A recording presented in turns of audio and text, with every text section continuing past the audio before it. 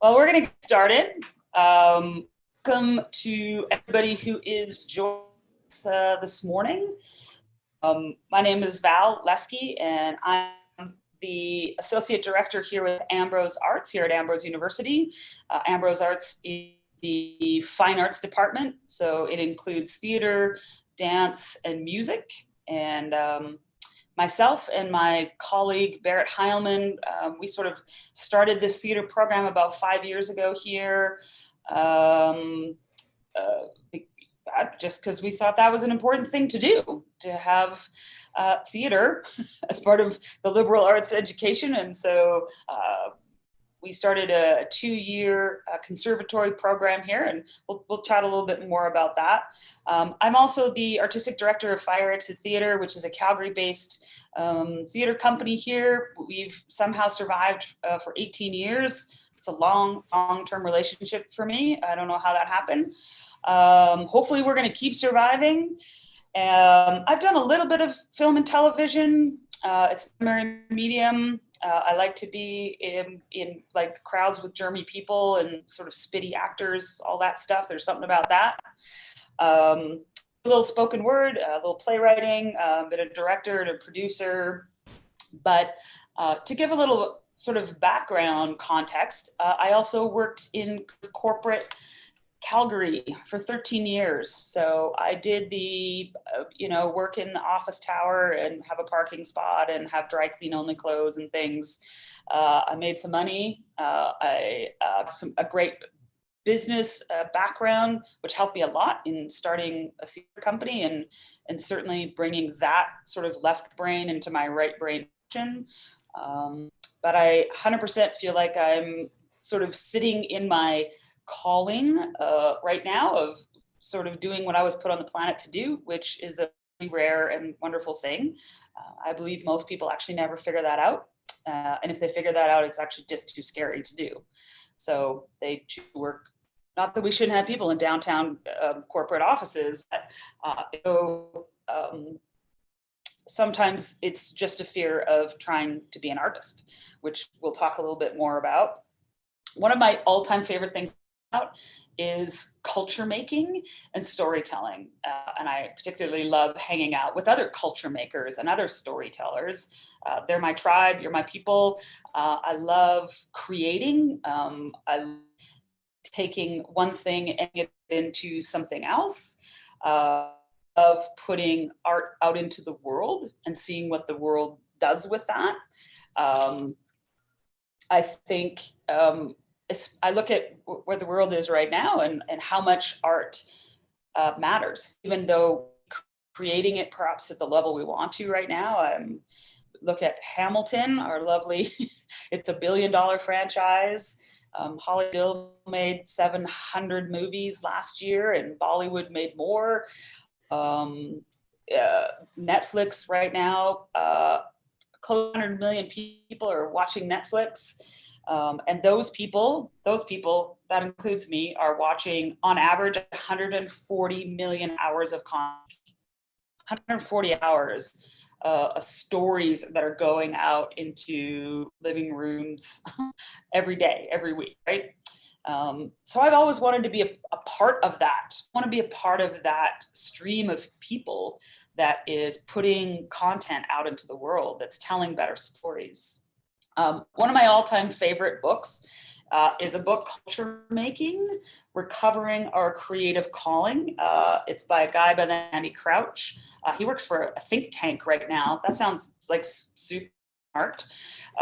This is sort of like a textbook for me of means to sort of be a culture maker.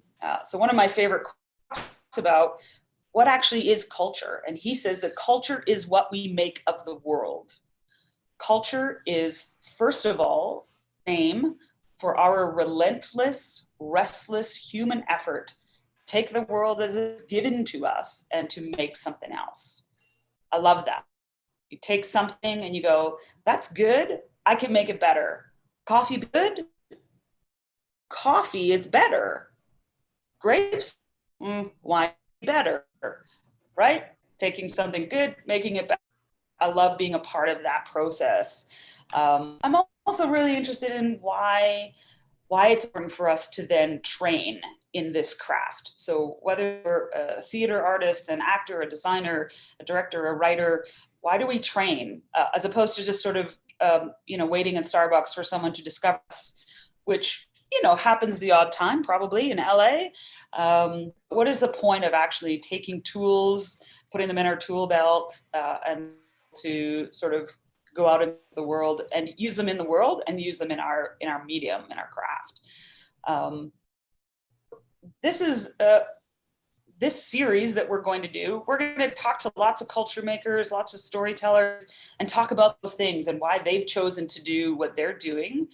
So I'm so happy to have two of Calgary's culture makers.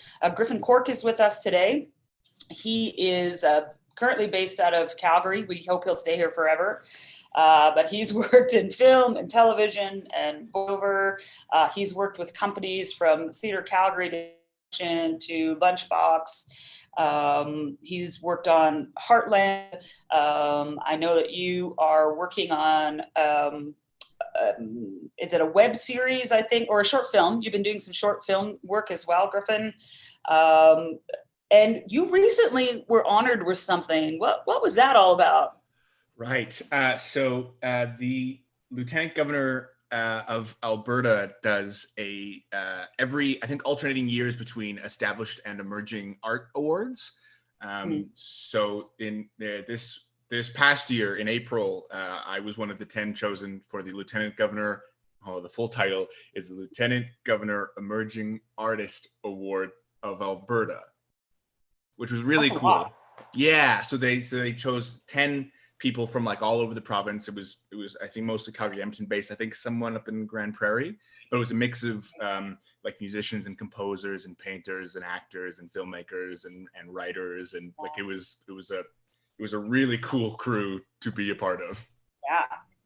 So like the Queen come? Like did she personally come and bestow the honor on you? Were there some sort of like title now? Like do I have to call you knight or sir? No.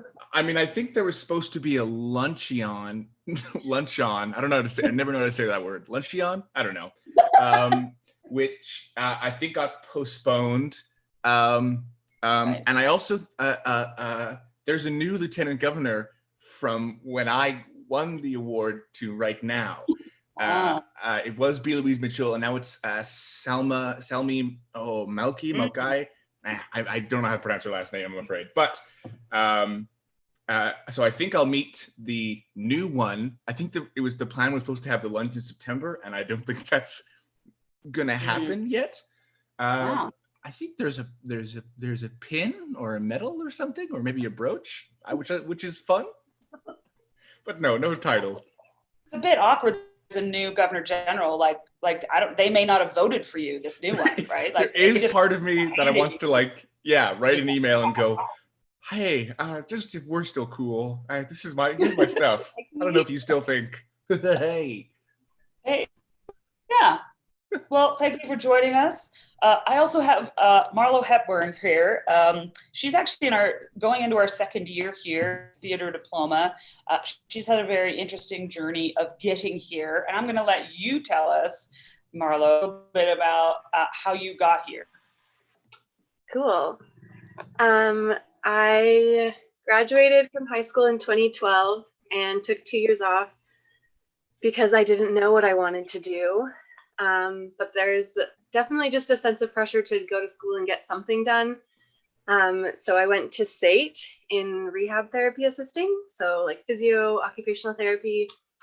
And the plan was to just go and continue and get a degree and get a master's and go into that because you can make money and it's people, which I like. I like working with people. But every 6 months or so after I would graduate, I would just have these intense moments of crisis, usually at like 2 a.m, of like, what am I doing? Why am I doing what I'm doing? Does it even matter? And at a certain point, when I was still at U of C, so I transferred from SAIT to U of C, and I was finishing up my degree, and I thought of Val. She worked on a show when I was dancing at Crossings with a company called Corbera, we collaborated on a show with Val. And I remember just being so excited and in awe of the work that she did. And I've seen a lot of fire exit shows. And I just thought of Val. And so one night I sent off an email and I was like, hey, Val, it's me, Marlo. You probably don't remember me, but I have a lot of feelings and I need to talk to someone. And so we met at Ambrose, and I didn't know that she worked there or about the program or anything. But we just met up for a few hours and she let me throw all of my feelings out there. And we sort of arrived at the conclusion that there are some things that are really important. And like she said kind of earlier in this live stream, sometimes that's scary because it's the most important thing. And for whatever reason, sometimes that makes it harder for us to do it, even if we know it's the best thing and it's like a good fit for us. But also there's a fear that it won't work out, or if I try and it doesn't work out, like, what does that say about me? And so I just done other things that were sort of practical and pragmatic. And then I got to a point where those things just weren't enough, and it didn't feel like something genuine for me to be doing. And I knew that I needed to be doing something else. And through our conversation, we were like, hey, maybe I should do this. And now I'm halfway through. Right. Nice. It's awesome. Nice. I love that. Feelings, just feelings. She just threw feelings at me. I love the email of, excuse me, I have a lot of feelings, so buckle up because they're coming. Gonna get crazy. Usually I just do those emails. I don't know how yours got through. I'm so honored. Like, oh. Thank you for talking to me. Yeah, Val responds, welcome to the jungle. Okay, here we go. Yeah, welcome. Yeah, we're off. That's awesome. Thank you for this, Ms. Marlo.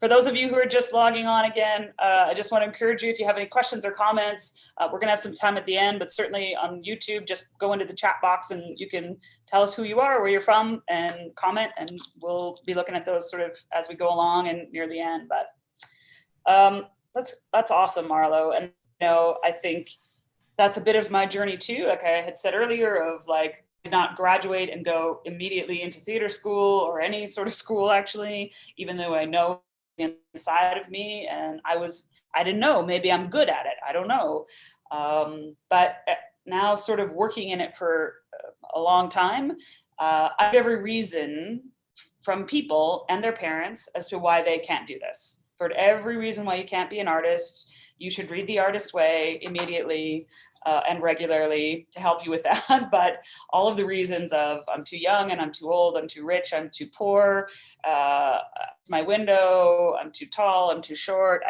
every reason why you couldn't do this. And it's hard, certainly when I meet people who I go, oh, you actually are good at this.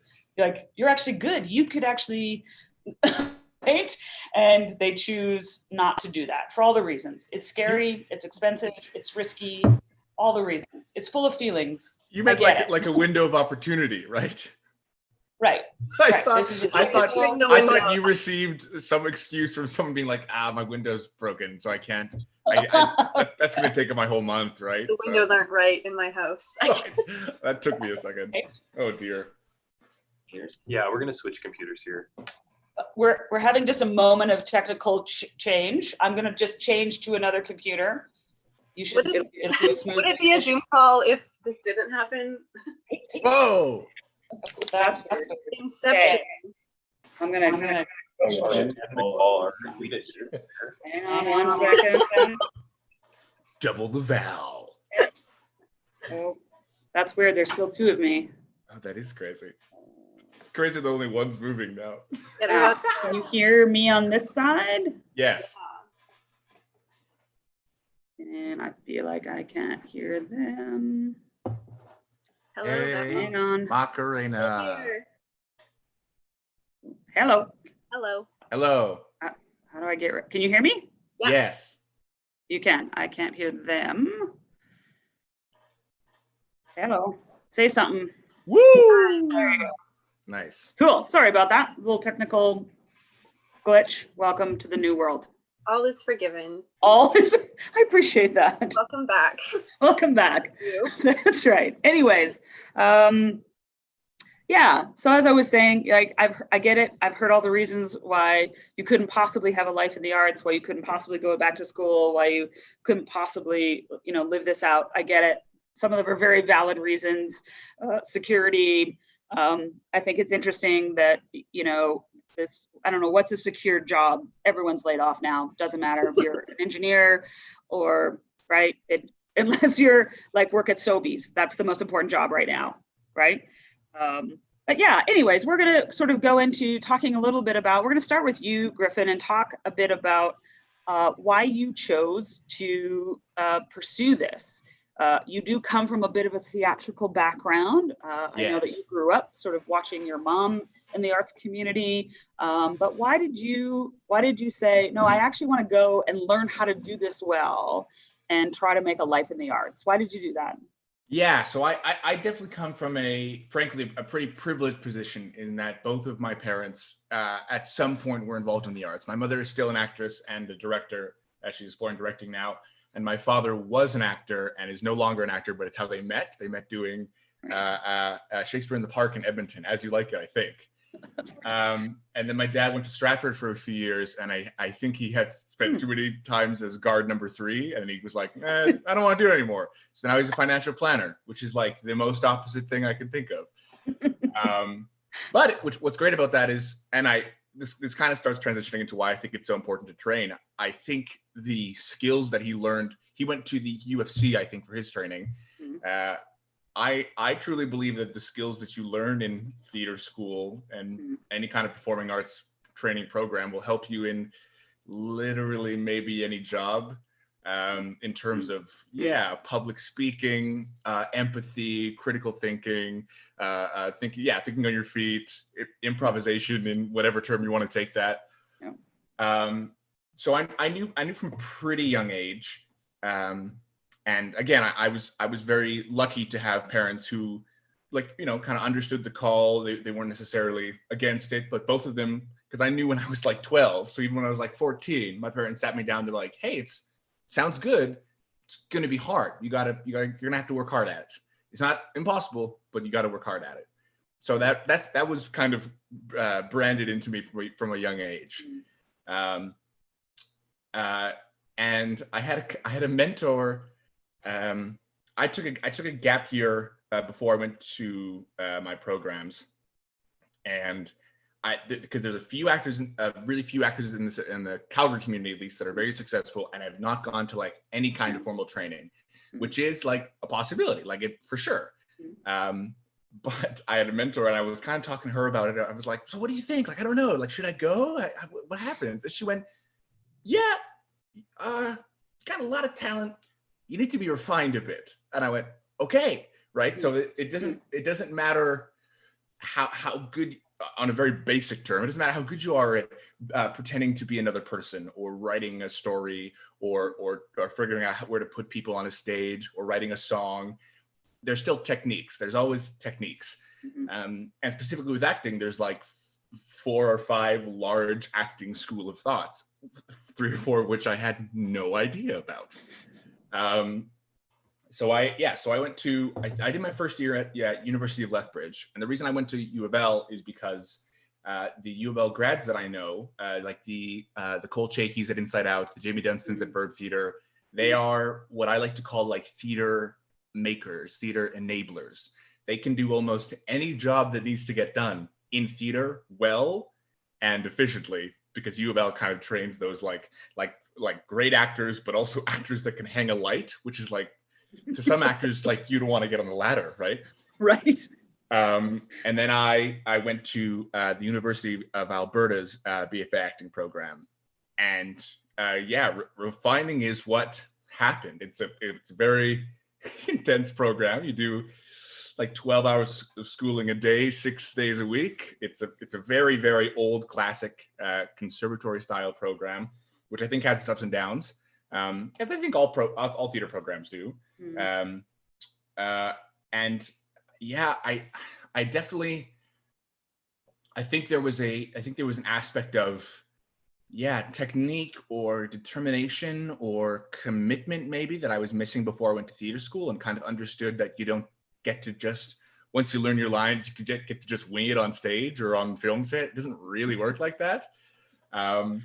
So there's the more personal reasons in that, like the reason that I decided that I need schooling, but I also think there's professional reasons for, like, I was talking to a few directors before I went to school to decide which school I went to, and a lot of them, even about this, the idea of going to school or not, a lot of them went, yeah, if I see two actors and they have relatively the same age, same experience, and only one of them went to school, I'll probably choose the one that goes to school, because I know that they know how to act in a room.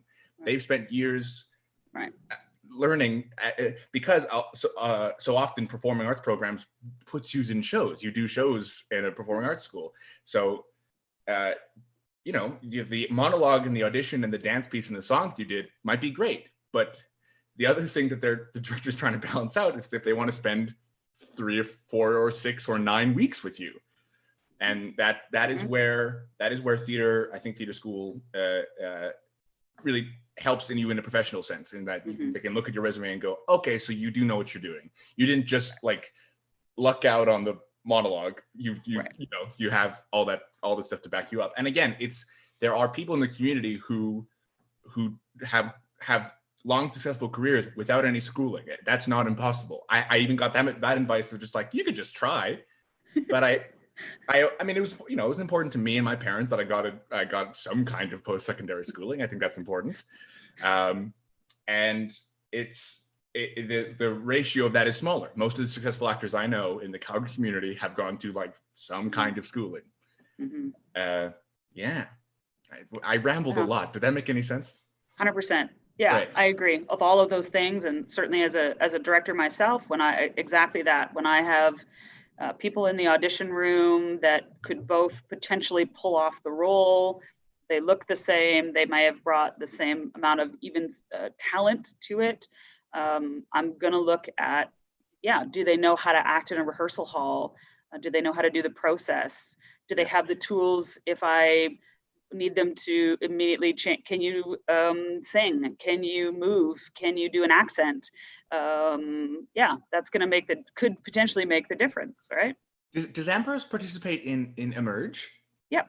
Oh man, okay. So that's also, I would say, 40% of the reason why you want to go to theater school in Alberta. Is Theater Alberta runs this program every year. Every graduating class of every post-secondary or after training program, like they even do the Company of Rogues is 1-year program. Any graduating class of a performing training class, program, degree, whatever you want to call it, all get together and they invite every director, artistic director, casting director, agent from across the province. And you basically do a big audition for every company in the province, every agent in the province. And you don't get to do that really anywhere else. You can send emails and rent a space and hope people come, but the turnout of people at Theater Alberta's Emerge is phenomenal. Absolutely. I had friends in my class who got full seasons from Emerge, right? And that's because that's how it works. Yeah.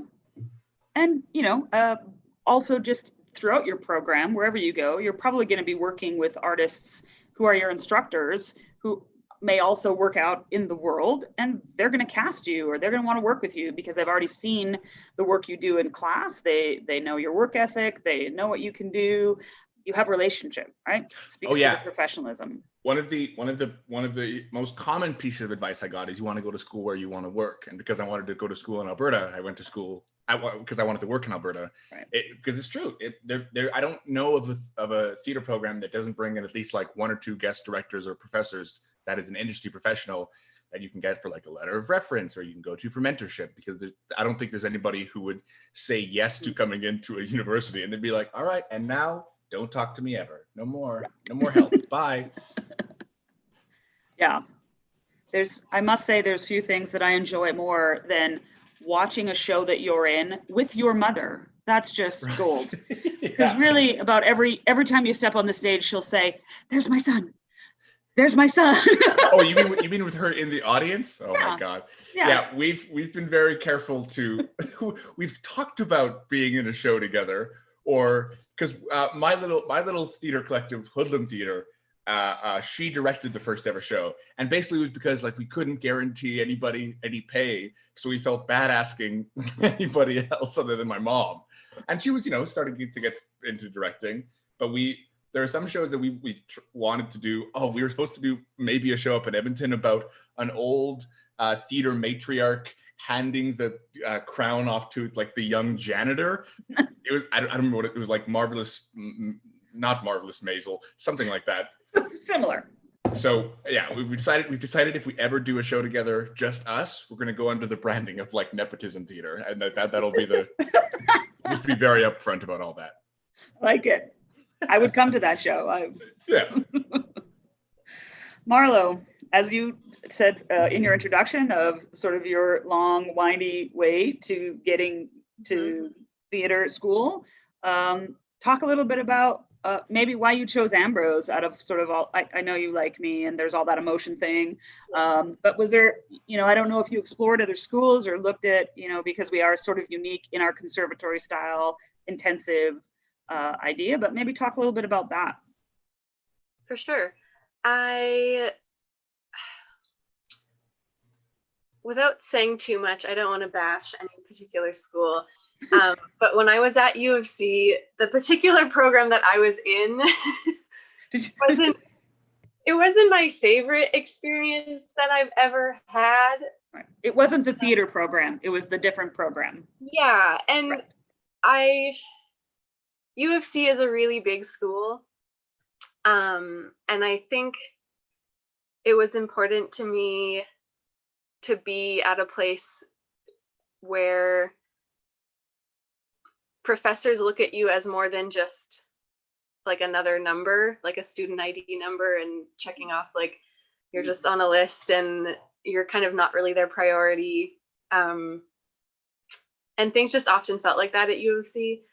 And I have had lots of friends that have gone to Ambrose and have talked about how much they appreciate the fact that their profs actually know who they are as people, and above caring for you as a student, they care for you as an individual. And I think in the process of theater school, there's a lot of like transformation and breaking down and building up that happens, and to be able to do so in such a safe space where I know that these people are actually really invested in me as a person and care about who I am as a person and an artist. I think that was really important for me. And it's the only thing in Calgary, like I didn't want to go and do another degree like at U of C. That wasn't something I was interested in. So here I am. Here you are, man. We're still caring. I'm still feeling your feelings. Heck yes. Talk to me, Marlo, a little bit about what are some of your fears when you graduate? What are you sort of nervous about, sort of going out and trying to start this career, this life? Well, now especially, I think everyone is sort of in this same boat of like, what's it even going to look like? And is there ever going to be that experience of all of these like sweaty, weird little humans sitting in a room together, breathing on each other? Like, when is that going to happen? Is that going to be something that I get to do relatively soon after I graduate? What is that world going to look like? What theater companies are going to be left? I think it is just very uncertain, no matter like if you're like a student or you've already been working for years, like we're all just kind of in that same boat, which I think sometimes I'm like, oh my gosh, nobody knows and it's just a mess, what's happening? But then also it's comforting because we're all just kind of figuring it out together. And it's just funny timing too, because I was like going on this other path and had this other plan in healthcare, which is a pretty stable job. There's always hospitals, there's always people getting older who need help. And now at this particular time, I was like, yes, I am going to do the right thing for me, and I am going to pursue what I'm passionate about. And then they were like, all the theaters are closed. Good luck. So I think just the uncertainty of it is a little unnerving at times. But I know humans are resilient, and I think artists are especially so. And I know there will be an after, and who knows what it'll look like, but it'll be there and we'll be in it together. Yeah, we will. How long have you been out of school for? 2 years, Griff? Yeah, or I guess one full year technically, because I in 2019 I graduated, so almost a year and a bit now. Year and a bit. So what It was a advice do year you in have? April. What advice do you have for Marlo? The advice that I have is, no one. I don't think anyone has any idea what their first couple of years out of school are going to look like. No, I don't. Anyone who says otherwise, I think, is lying.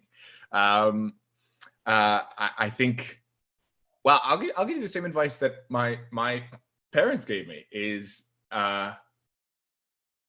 it came along with it's the hard work advice.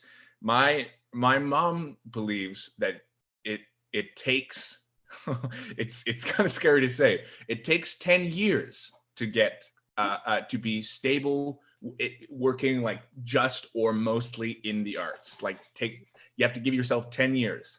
Yeah. She's seen like really promising young emerging artists give up after 6 years or 7 years, and she believes 10 years. And that's a number of things. That's you figuring out the lifestyle. That's people getting to know you in the community. That's it could be literally any factors. That's something that I've kind of been holding on to. But also, I think there's stuff that I'm doing now that I would have never thought that I would be doing. I'm talking like I have so much more experience that I don't. Here's my muse.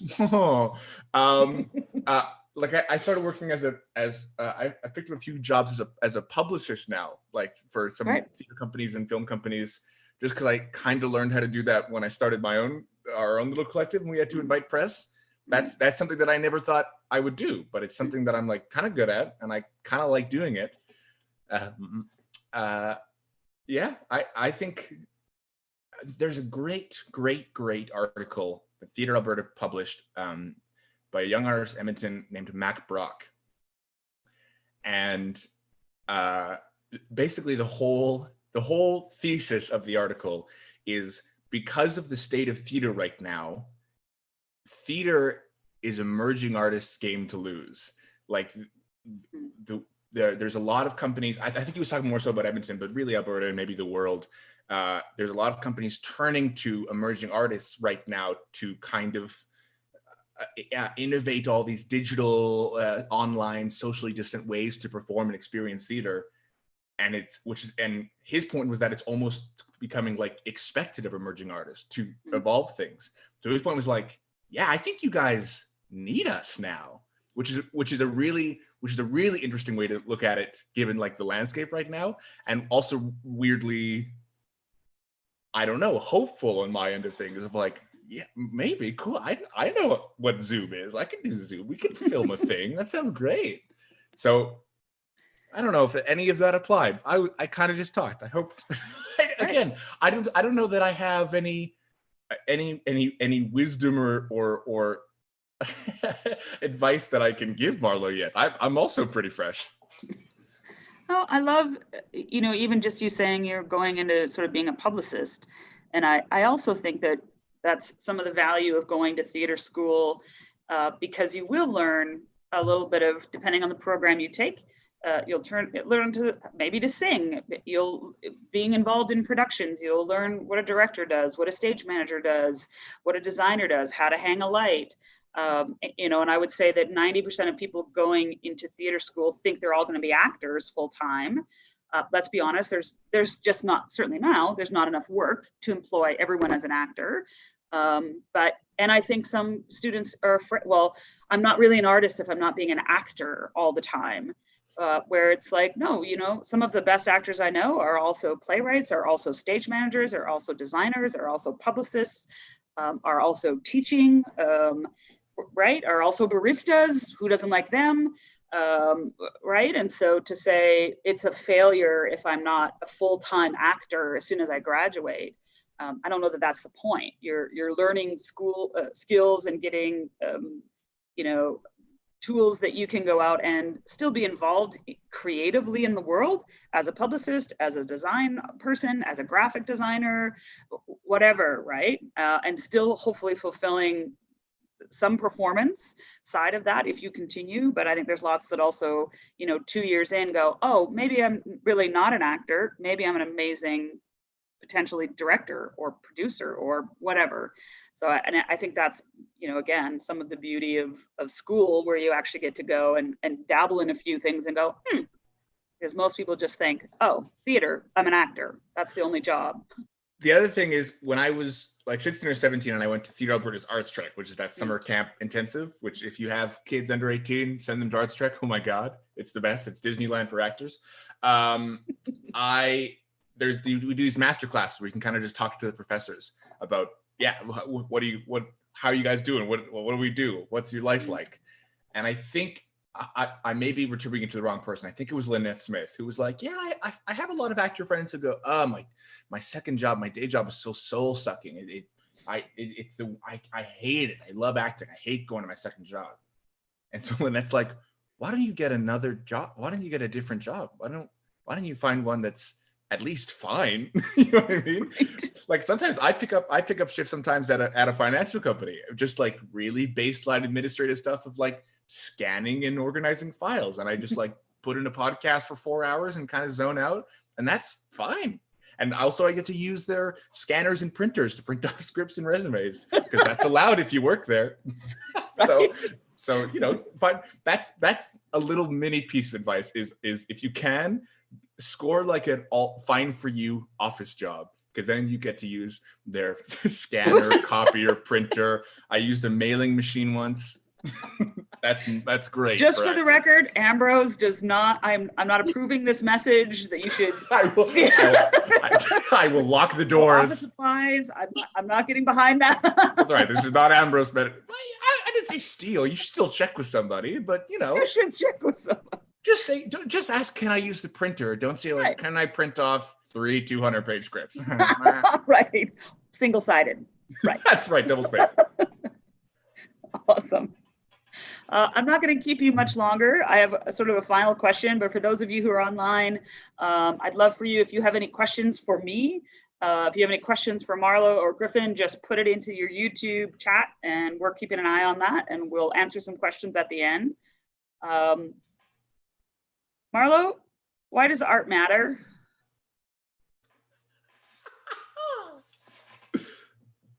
I'm gonna start crying. Why does? Oh my gosh! What are your feelings, honestly?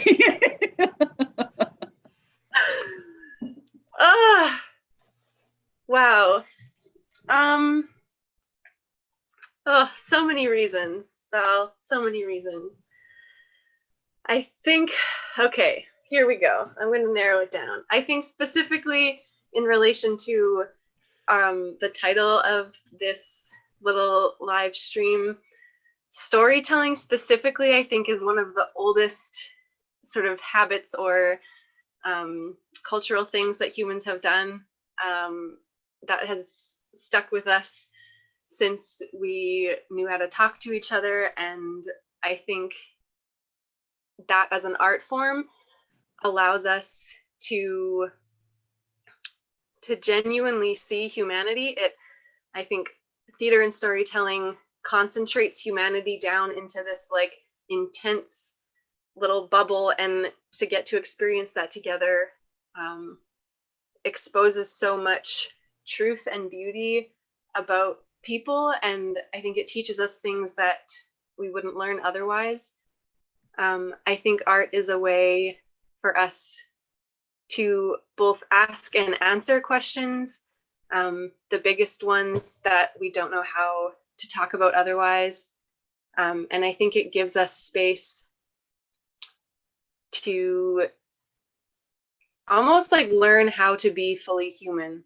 I think we kind of live in a society you know, where like you grow up and emotions sort of get like trained out of you, and you're trained to do a job, and everything is very structured and black and white. And I think art comes in and just like blows all of that up and gives you space to like get in your feelings again, and to experience sort of that like childlike wonder when you look at the world. And I think it's beautiful and vital and essential, if we're using those words.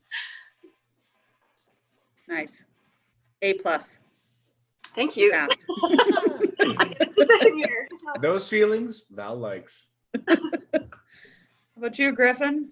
Why does art matter? I get the privilege of going second, so I got to think about it. I like the word that Marley used, wonder. I think that's really important. I think art explores a lot of wonder and reinstates a lot of wonder that I think people tend to lose when you grow up, which I know people try not to, but I think it happens sometimes. For me,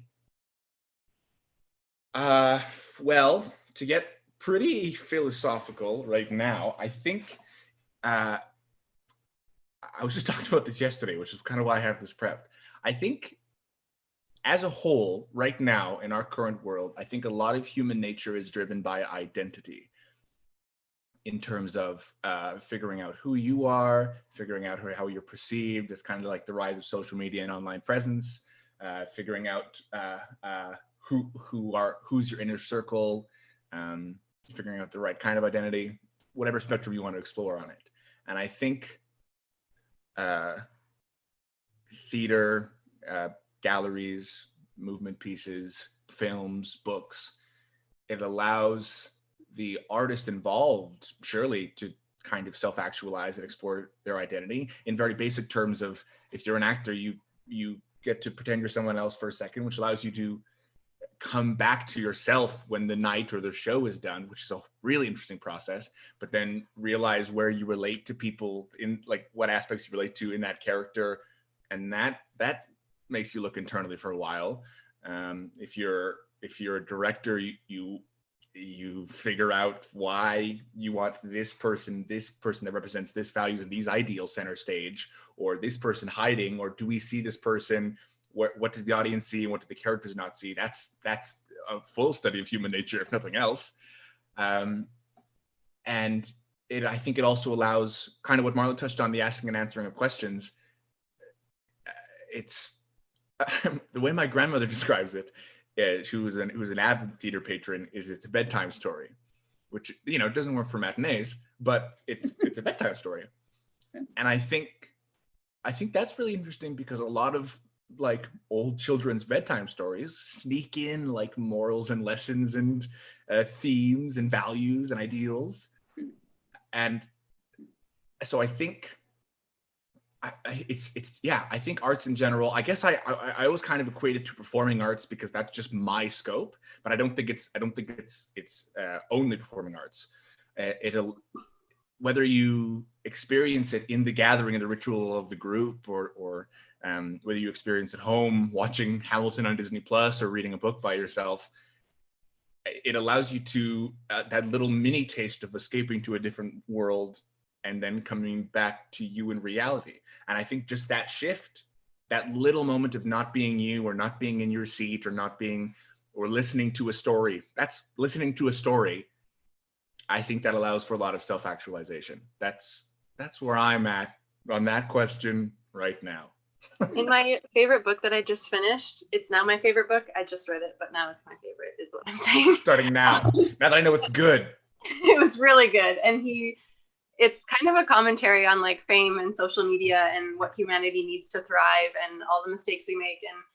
And at one point, one of the characters says that any good story is a mind-altering substance. And I think that goes to say, like, any good art is mind-altering substances. Don't do drugs, do theater. Right. And I also think because it's such a art is such a people person relationship focused business, which is uh, uh, I guess they all kind of are. If you talk to somebody, then there's kind of people or person related. But I think art is it's such a concentrated orange juice of people person related. It's almost only people and person related. You get to be a part of something. It's like it's the very basic philosophical principle about groupings, pairings, or I think the original term was tribes, which I don't think is great anymore. But it's like if you're a cat or a dog person, like very basically, because then if you're at a table eating dinner with your friends and you go, you're a dog person, you have that moment of like, hey, you and me, we're part of something. I think that satisfies the human need in your brain. Yeah, and I think, as much as, I've talked about this, that film isn't necessarily my medium. I think it's hugely valuable. We're all watching Netflix. But there certainly is something, again, about the live, being in a room together, telling a story together, the communal nature of that. It was interesting because actually just this morning I found another quote by Andy Crouch from this book I talked about earlier, who says, the biggest cultural mistake we can indulge in is to yearn for technological solutions to our deepest cultural problems. So I don't think Zoom is going to change it has changed the world, but I don't think it's the long-term solution. Right. I do think theater will rise from the ash, right? And we will continue to do this. There's also something really inherently risky about theater. A couple of seasons ago, I directed a show and something went horribly wrong on stage, let's just say, live. And I'm mortified. I remember talking to some of the people who patrons in the audience who saw it. Sometime later, I talked to them and I just was like, "Oh, I'm so sorry. I was mortified." And they were like unfazed by it. What I thought was a train wreck. They were like, "That's the price of live theater. We love it. It's risky. People forget their lines. Lights don't turn on. Whatever." That's the difference between watching a film that is going to be perfect, edited. There's no risk to that, but the risk of having live people on stage, live people in an audience, that the cell phone goes off or somebody chokes on a piece of gum or whatever happens, or someone spreads the pandemic from coughing now, right? There's something, the stakes are high, right? In theater, that live community. That's one of my favorite aspects in terms of any kind of study of clown, where if you're in a clown show and you hear someone cough, there's a lot of schools of thought of clown, but the clown can go like and see that person, which is kind of that back and forth of like, yeah, you're also live. Hey man, I see you back there. You came here. Hey man. Right. Hey, don't think I didn't hear that. Right. Yeah. Well, thank you, Marlo and Griffin. Thanks for your wisdom today. Thanks for hanging out and thinking big thoughts with us today. It's early, I know, still.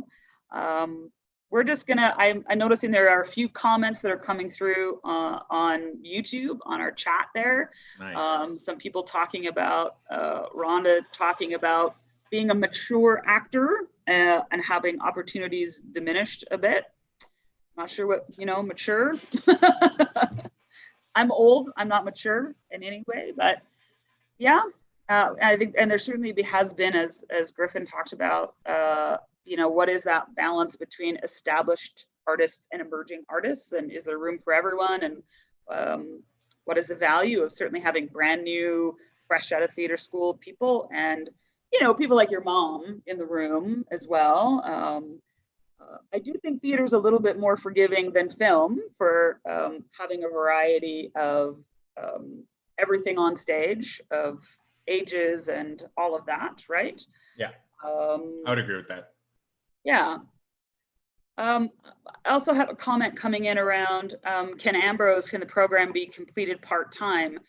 So a little bit about our program is that it is a 2-year intensive conservatory style diploma. So it's pretty intense. It's, as being an artist perhaps should be. So you're taking primarily theater classes every day, and you're getting a wide spectrum. Obviously, you're getting 2 different styles of acting technique in your 2 years. You're learning how to hang a light. You're getting a little bit of movement, a little bit of voice, stage combat, Shakespeare, how to do devised theater. I teach a professional studies class that will talk about how to do a budget, how to write a grant, how to live a life as an artist. It sounds sexy that you can just be artsy fartsy, and that's actually not true. If you actually want to succeed in this, you got to figure out how to have a budget and where to spend your money and how to be your best publicist.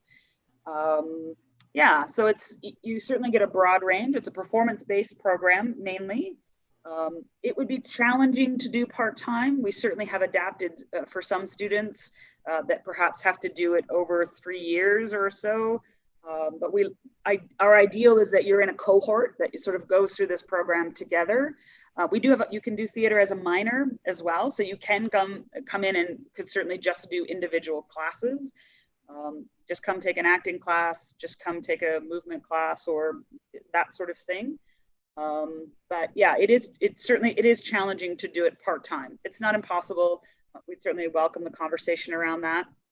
Can I jump in here? Because I think there's another good reason why to train. It's something that should have seemed obvious. It also gives you a 3-year safe space to try and fail. Like try things and see what works and see what doesn't, which we don't really get to do if you don't go to school, because then you got to try and fail things in the audition and rehearsal room, which is also fine. But I would be more scared to do that. So and there's also the whole with conservatory trials, like conservatory style programs, like I got excited, like Ambrose in the U of A. There's also that whole theory that if you, I don't remember the number, if you spend 10,000 hours doing something, you're a master of it, which is hard to, I think, apply to performing arts. But the basis is that you get to spend 2 or 3 years doing that. And that even subconsciously will make you better, even if you don't And in the conversation that I had with you, Val, before I decided to do the program, this, and I tell this to everyone, that when you go into this program, you're learning what it's like, not just to have a crush on theater or the arts, but to how to be in a long-term relationship. Because that's Barrett's quote. Yeah, it's a different thing to stand outside and think, oh, that looks cool. I did it in high school. It was fun, right? And that's great. But it's a very different thing to transfer that into a life in the arts that is just hard, as is life, period. But it does include a lot of discipline. You got to be your best advocate. Yeah, like Theater Calgary is not phoning me every week asking me to work for them. Maybe Griffin, maybe they're phoning you. I don't know, but you have to be out there. Even if you're in a show, you're thinking, what's the next show? What's my next gig? What am I doing in 6 months and a year from now? You got to figure that out. I got a comment online just around talking about the idea that Ambrose is, we're a Christian university. So what does that mean in our arts program? Here's what it doesn't mean. It doesn't mean you have to believe everything we believe. We want you to just come and make art with us. We don't feel like there is like a religious way to teach you how to hang a light. There isn't. It does mean that the ethos of who we are, we actually believe that we believe in the first 5 words of the Bible, which are, in the beginning, God created. Isn't that fantastic? Like, he's the best creator, and we were created in his image. So that's what we think, that we all have a bit of creativity inside of us because we were created in that image, and that we want to speak into culture.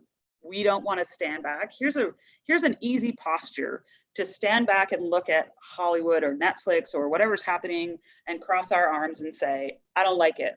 I don't like the stories that are being told. That's a simple, easy posture and doesn't actually make any difference. If you don't like what's the stories that are being told, you actually have to figure out how to be a storyteller and tell them and get them out into the world to be a part of the cultural conversation. So we want to equip people to go out and tell better stories and tell stories better. So yeah, the ethos of who we are is, like Marlo said, we want to be a safe place. whatever that means for you. That doesn't mean we're not going to challenge you, poke you. There's going to be a lot of feelings, a lot of crying in the theater program. I don't know what that's A lot about. of feelings. Right?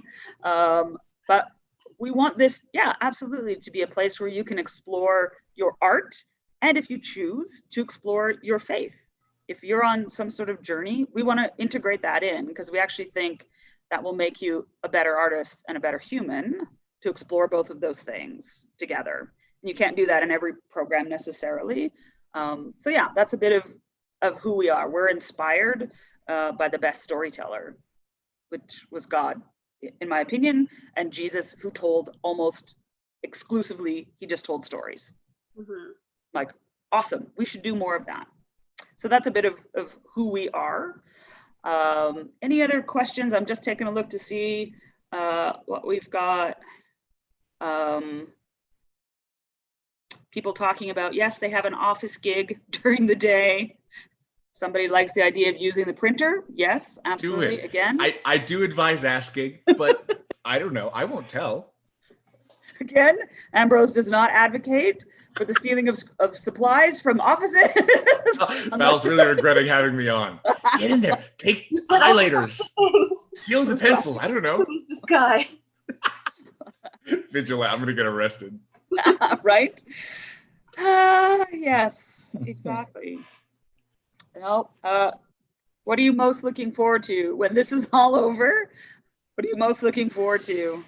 All this.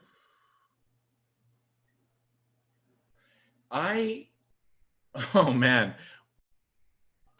I miss hugging people I know at an opening night of a show. Because at an opening night, whatever you want to say, if it's like for personal reasons or business reasons, everyone's always like high octane, happy to see you. Right. And sure, it's like maybe schmoozy, but everyone's just kind of pumped to be there. Mm-hmm. So hugging someone you know at an opening night is like one of the best hugs you'll get from them that month. Mm-hmm. And I mean, hugs something I miss dearly anyways. Mm-hmm. Yeah, I think that specific moment, I'm really looking forward to like the first like classic theater opening night after this, because that's going to be wild. Yeah. Theater might be super wild when we come back. Who knows what's going to happen? It's going to be neat. It could be a bacchanalian party, crazy, burn down I don't know. Right. It's going to be sweet. I feel like the audience is going to be like drinking and talking to the actor. For sure. Yeah. Someone brought a live pig. I don't know. So you, Marlo, what are you looking forward to? I'm going to read you a quote from Kurt Vonnegut, and he says, "What should young people do with their lives today? Many things, obviously, but the most daring thing is to create stable communities in which the terrible disease of loneliness can be cured." And I think I'm just looking forward to the spaces that will exist again where community can be built. I think theater is a really open space where a lot of different people can come, and I just am looking forward to those spaces existing again. Yeah. Marlo's answer was so much better than mine. Right? I said a live pig. It's true. We'll edit that out for the. Yeah, for sure, absolutely, for the stream. Make me sound smarter than that. About pigs. We don't know. You brought it up every 10 minutes. There's something I often say about theater, that it is certainly one of the most collective artistic experiences, that you can't actually do it without community. I could be a horn player and play in my basement. I can, sew things at the kitchen table. I can't create theater alone. I need, for the most part, I usually need, a writer. I probably need someone to direct it. I might need someone to turn the lights on. And I certainly need an audience in order for me not be crazy, just sort of doing the monologue in my kitchen, that's a different thing, right? So there's something so lovely about that we have to do this in community, and we fail together or we succeed together. Yeah, it's risky, it's hard. It will survive. It has survived worse things, I feel, than this, theater will rise up and we will come back together and we'll continue to build community and build better stories. Thank you. Thank you so much, Griff and Marlo, for joining us today. And for those of you online, and if you have more questions about the theater program here at Ambrose or just generic questions about life, I feel like Griffin would like to answer those for you. Absolutely. Very wise. Yeah. Here's my personal phone number. Are you ready? I will forward them directly to you. Yeah. Here's my address. Keep watching the Ambrose Arts Instagram or Facebook account, and we're going to try to do more of these, some more culture making webinars, invite some more people to have some conversations, and enjoy the rest of the week. The sun is shining, life is good. Thank you again for joining us. I'm signing off. Thanks for coming, everybody. Thanks.